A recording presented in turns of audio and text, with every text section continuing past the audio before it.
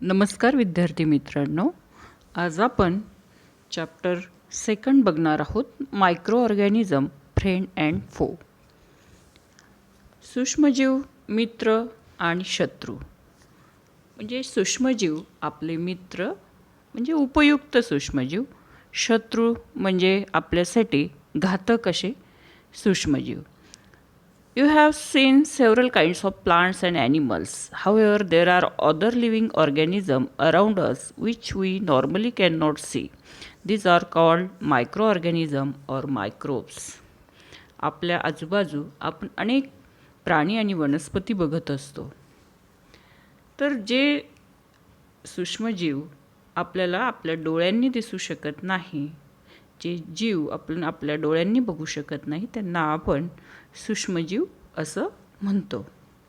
For example, you might have observe that during the rainy season moist bread gets spoiled and its surface gets covered with greyish white patches. Observe this patches through magnifying glass. You will see tiny black rounded structure. Do you know what this structure are and where do this come from? पावसाळ्यामध्ये आपण नेहमी बघतो की बऱ्याचदा आपण जर डबा अपूर्ण खाल्लेला असेल आणि आपल्या डब्यात पोळी असेल आणि तो डबा धुवायचा राहिला असेल आणि दुसऱ्या दिवशी आईने तो जर उघडून बघितला तर त्यामध्ये बुरशी आलेली असते आणि बुरशीचे ग्रे कलर म्हणजे तपकिरी किंवा ग्रीनिश हिरवट असे ठिपके आलेले आपल्याला दिसतील आणि आपण ते भिंगाने ऑब्झर्व करायचे, भिंगाने बघायचे. तर आपल्याला असं दिसेल की अगदी छोटे छोटे काळ्या कलरचे गोल अशी रचना असलेले ठिपके आपल्याला दिसून येतील. तर मग हे ठिपके कुठून आलेत? सूक्ष्मजीव. Do you find tiny organism moving around? तुम्ही असे छोटे छोटे सूक्ष्मजीव आजूबाजू पाहिले आहेत?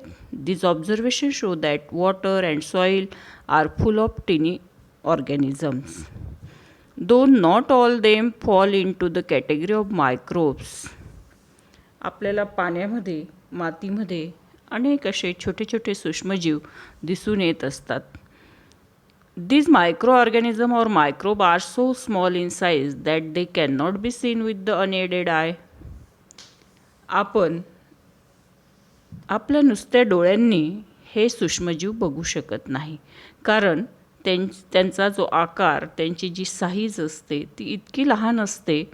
सम of this such as fungus that grows on bread. बुरशी जी पावावर आलेली असते किंवा चपातीवर आलेली असते, can be seen with magnifying glass.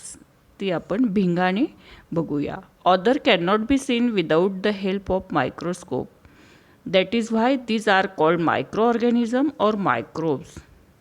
आणि जे सूक्ष्मजीव असतात ते आपण मायक्रोस्कोपशिवाय बघू शकत नाही. Micro organism are classify into 4 major group. This groups are bacteria, fungi, protozoa and algae. Bacteria जीवाणू, फंगी म्हणजे बुरशी, प्रोटोझोआ अधिजीव, अल्गी म्हणजे शैवाल, अशा 4 गटामध्ये याचं विभाजन केलेलं असतं. Some of this common micro organism are shown in figure. काही मायक्रो ऑर्गॅनिझम, काही सूक्ष्मजीव आपल्याला या आकृतीमध्ये, आकृती 2.1 मध्ये आपल्याला दिसून येतील, 2.2 मध्ये, 2.3 मध्ये काही जीवाणूंची दंडगोलाकार रचना आपल्याला दिसून येईल. त्यानंतर स्पायरोगायराची स्लाईड दाखवलेली आहे, अमिबाची स्लाईड दाखवलेली आहे. त्यानंतर पॅरामेशियम. आपण अमिबा तर चा आकार जर बघितला तर त्याला काही असं विशिष्ट आकार नाही. पॅरामेशियमचा जर आकार बघितला तर आपण शूज किंवा चप्पल जी घालत असतो त्याचं तळवं जसं असतं तसा पॅरामेशियमचा आकार आपल्याला दिसून येईल. त्यानंतर ब्रेडवर आलेली जी बुरशी असते ती, त्यानंतर पेनिसिलियम नावाची बुरशी, त्यानंतर ॲस्परजिलस, अशा प्रकारच्या स्लाईड आपल्याला दाखवलेल्या आहेत. व्हायरसेस, विषाणू. Viruses are also microscopic but different from other micro organisms. हे विषाणूसुद्धा आपण मायक्रोस्कोपच्या अंडरच बघू शकतो. They however reproduce only inside the cell of the host organism.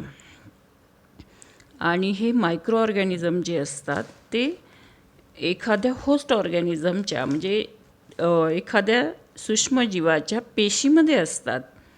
Which may be a bacterium, plant or animal, एखाद्या प्लांटच्या किंवा ॲनिमलच्या. आत्ताचंच उदाहरण बघायचं तर COVID-19 हा जो आजार आहे तर हा आजार आपल्याला कोरोना व्हायरसमुळे होतो आणि हा कोरोना व्हायरस म्हणजे माणसाच्या शरीरावर तो राहतो आहे. Some of the viruses are shown in figure. Common alignments like cold, influenza and most coughs are cause by viruses. हे जे डिसीज आहेत फ्ल्यू किंवा कफ हे कशामुळे होतात तर हे विषाणूंमुळे होतात. Serious disease like polio and chicken pox are also cause by viruses. Chicken pox किंवा पोलिओ हे सुद्धा आपल्याला विषाणूंमुळे होतात. म्हणजे कांजण्या, चिकन पॉक्स म्हणजे. Disease like dysentery and malaria are cause by protozoa, whereas typhoid and tuberculosis are bacterial disease. जुलाब किंवा मलेरिया जो आहे हा सुद्धा आपल्याला आदिजीवांमुळे होतो, प्रोटोझोआमुळे होतो. आणि टायफॉइड किंवा क्षय ज्याला आपण TB असं म्हणतो आर बॅक्टेरियल डिसीज. हे बॅक्टेरियामुळे होणारे डिसीज आहेत, हे जीवाणूंमुळे होणारे आजार आहेत. You have learn about some of this microorganism in classes 6 and 7. तुम्ही वर्ग 6, 6 and 7ला शिकलात मायक्रो ऑर्गॅनिझमविषयी. Where do micro organism live. तर हे सूक्ष्मजीव कुठे राहतात. Micro organism may be single cell like bacteria, some algae and protozoa और multicellular such as many algae and fungi. Micro organism काही एकपेशीय असतात आणि काही म्हणजे शैवाल आणि प्रोटोझोआसारखे हे मल्टीसेल्युलर म्हणजे बहुपेशीय. Such as many algae and fungi they live in all types of environment.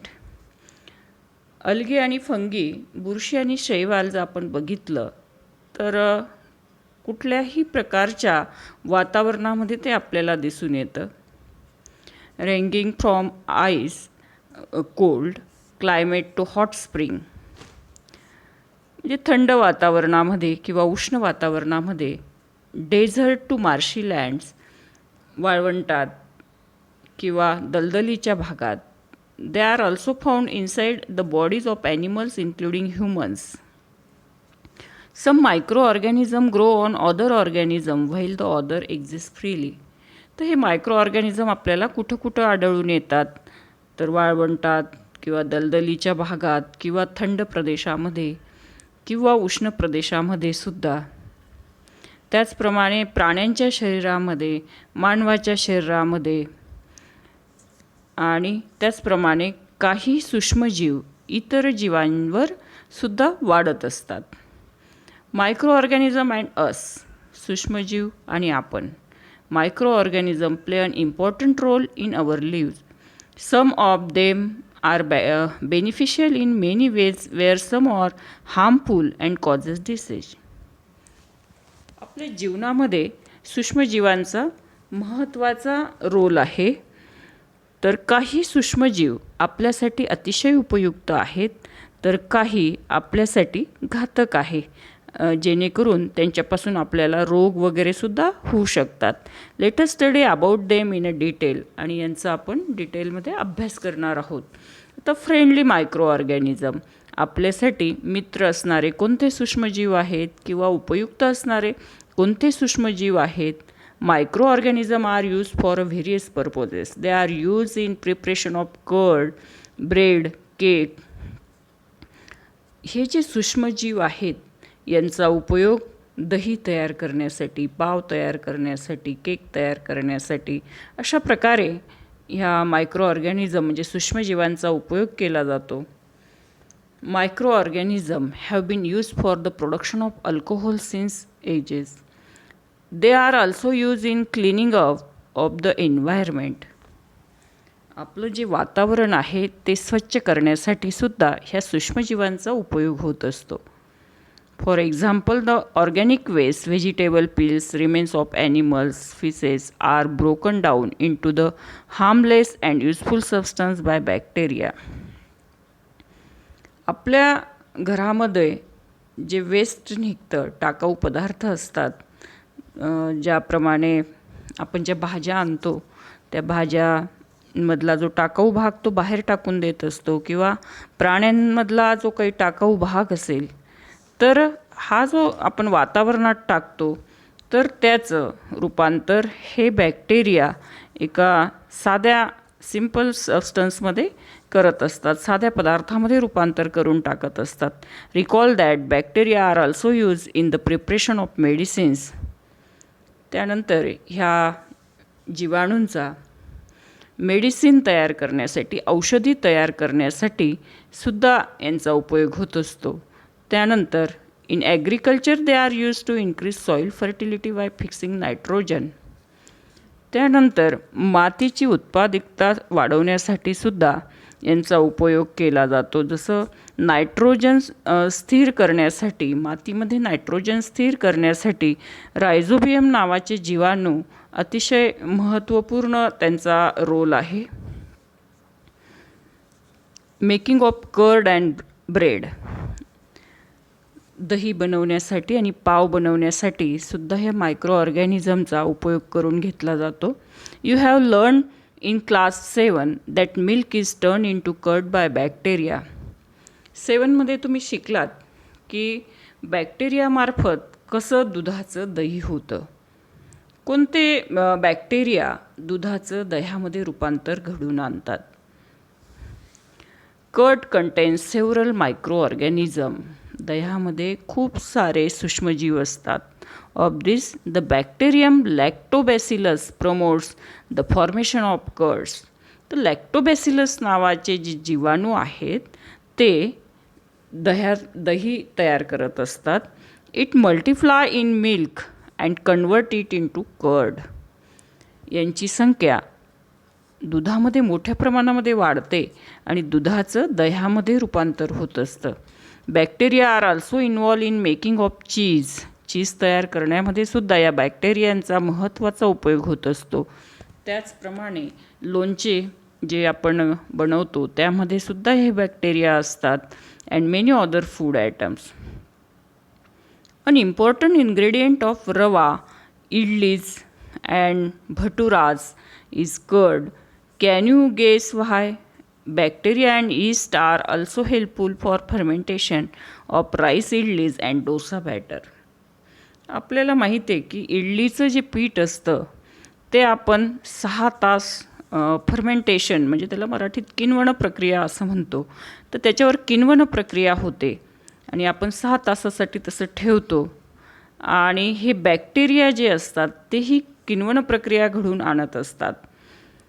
किंवा पावमध्ये जर आपण बघितलं तर बेकरीमध्ये ईस्ट वापरलं जातं आणि हे ईस्ट ह्या फर्मेंटेशन होण्यासाठी, किण्वन होण्यासाठी अतिशय याचा महत्त्वपूर्ण रोल आहे.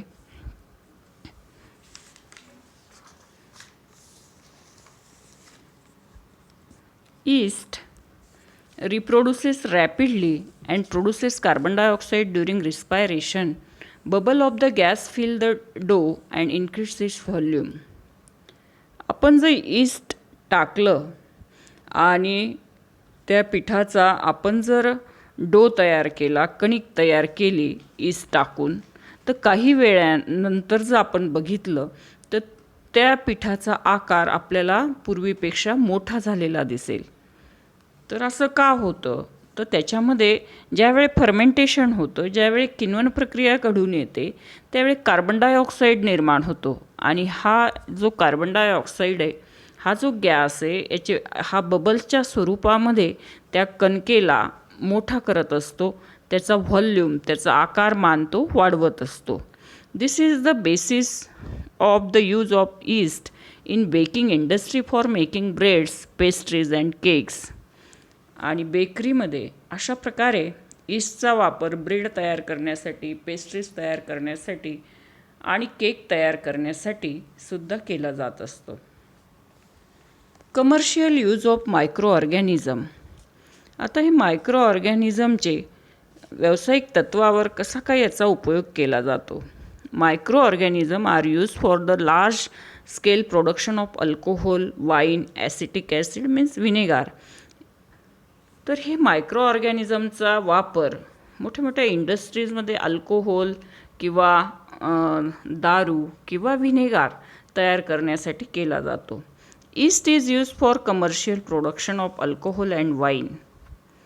आता ईस्ट वापरून आपण अल्कोहोल किंवा वाईन तयार करत असतो. For this purpose east is grown on a natural sugar present in grains like barley, wheat, rice, crush fruit juices etcetera. अशा प्रकारे ईस्टचा वापर करून आपण ही पेय बनवत असतो. फर्मेंटेशन. फर्मेंटेशन म्हणजे काय? किण्वन प्रक्रिया म्हणजे काय?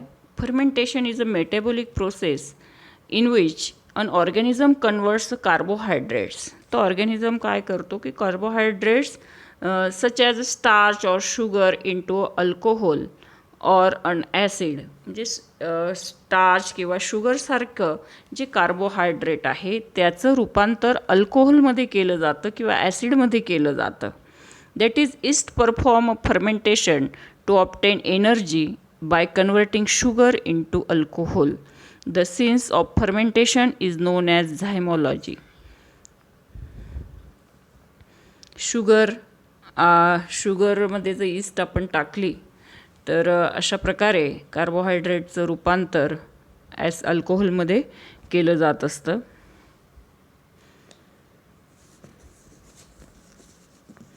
Medicinal use of micro organism. औषधशास्त्रामध्ये कशाप्रकारे सूक्ष्मजीवांचा वापर केला जातो. Whenever you fall ill the doctor may give you some antibiotic tablets, capsule or injection such as of penicillin. ज्यावेळी आपण आजारी पडतो आणि डॉक्टरांकडे जातो त्यावेळी डॉक्टर आपल्याला काही अँटीबायोटिक्स लिहून देत असतात आणि एखाद्या गोळ्यांच्या स्वरूपात किंवा कॅप्सूलच्या स्वरूपात किंवा इंजेक्शनच्या स्वरूपामध्ये ते आपल्याला अँटीबायोटिक्स लिहून देत असतात. The source of this medicine is micro organism.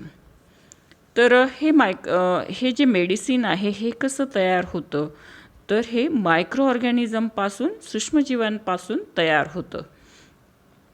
This medicines kill or stop the growth of the disease causing micro organism. Such medicine are called antibiotics. तर मायक्रो ऑर्गॅनिझम ह्या औषधांमधले जे मायक्रो ऑर्गॅनिझम असतात ते काय करतात की ज्याचा आपल्याला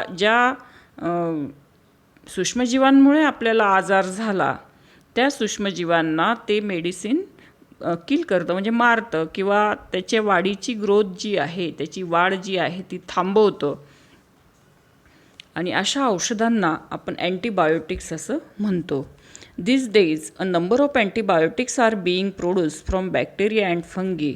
आणि आजकाल बॅक्टेरिया म्हणजे सूक्ष्मजीव आणि कवके यांच्यापासून अनेक औषधी तयार करण्यात येत आहे. जसं स्ट्रेप्टोमायसिन, टेट्रासायक्लिन, इरिथ्रोमायसिन अशा प्रकारची काही औषधं आहेत, काही अँटीबायोटिक्स आहेत जे कवके आणि विषाणूंपासून बनलेली आहेत. The antibiotics are manufactured by growing a specific microorganism and are used to cure a variety of disease. Antibiotics are even mixed with the feed of livestock and poultry to check a microbial infection in animal. Poultry असेल तर ह्या पोल्ट्रीमध्ये अशा प्रकारचं antibiotics वापरलं जातं आणि त्या पोल्ट्रीमध्ये जो काही प्राणी असेल म्हणजे कोंबडी असेल तर त्या कोंबडीला काही मायक्रोबियल इन्फेक्शन झालं का, काही संसर्ग झाला का हे चेक करण्यासाठी सुद्धा यांचा उपयोग केला जातो. They are also use to control many plant disease. आणि प्लांट म्हणजे वनस्पतींमध्ये सुद्धा जे काही आजार झाले असतील त्यांना नियंत्रित करण्यासाठी सुद्धा याचा उपयोग केला जातो. Vaccine. When a disease carrying microbes enter our body, the body produces antibodies.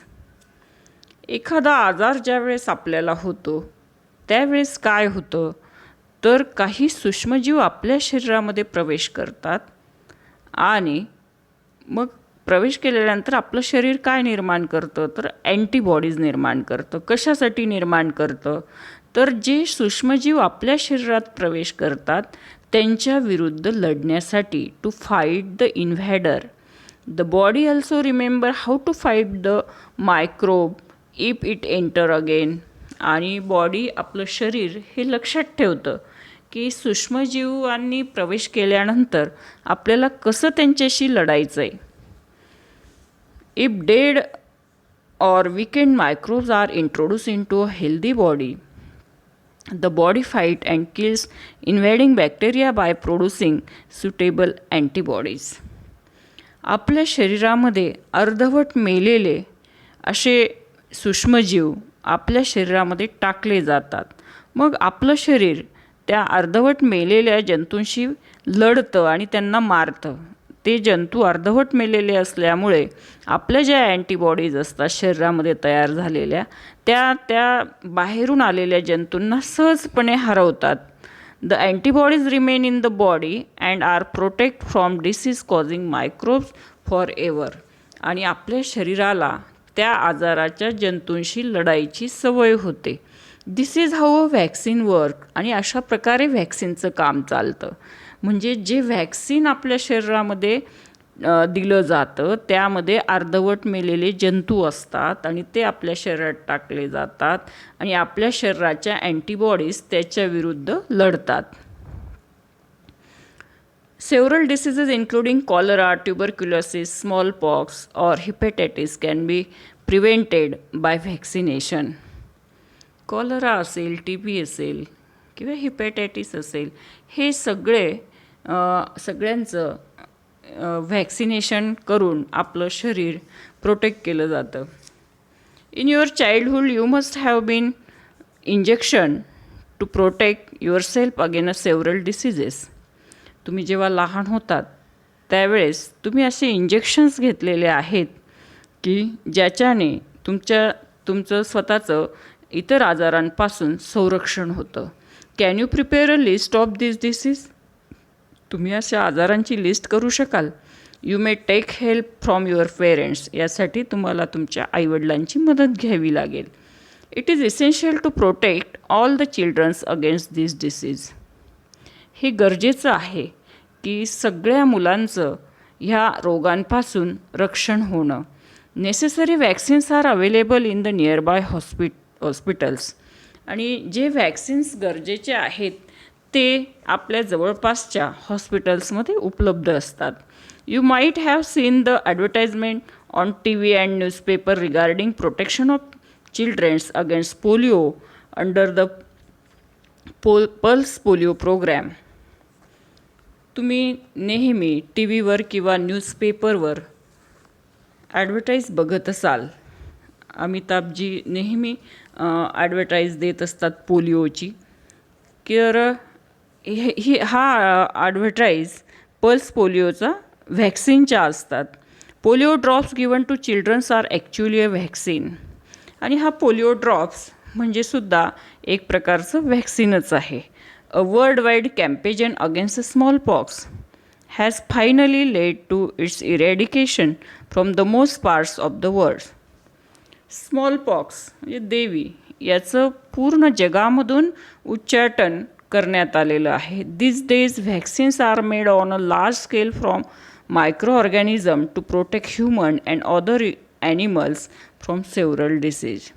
आणि अशा प्रकारे व्हॅक्सिनचं मोठ्या प्रमाणामध्ये प्रोडक्शन केलं जातं जेणेकरून मानव किंवा इतर प्राणी यांचं अनेक आजारांपासून संरक्षण व्हावं. धन्यवाद. याचा पार्ट आपण लवकरच बघणार आहोत, पार्ट 2.